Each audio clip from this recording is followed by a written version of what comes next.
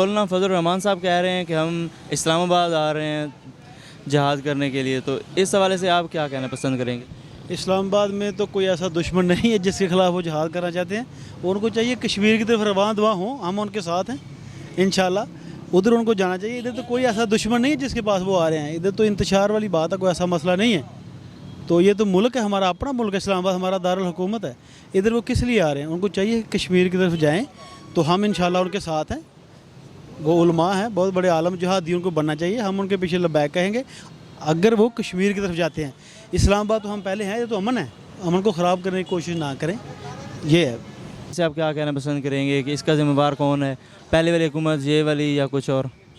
देखें जी, अभी ज़िम्मेदार जो मौजूदा हालात चल रहे हैं, महंगाई तो है, लेकिन जो पिछली हुकूमत थी उन्होंने तो कोई छोड़ा ही नहीं है इस मुल्क के लिए।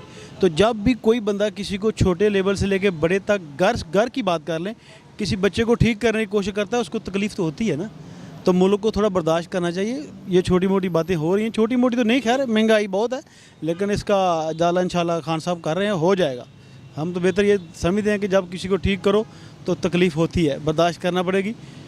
उम्मीद है कि नेक्स्ट साल इंशाल्लाह बहुत अच्छे हालात इस मुल्क के हो जाएंगे, नज़र आ रहे हैं। बैनुल अक़वामी सतह पे तो पाकिस्तान बहुत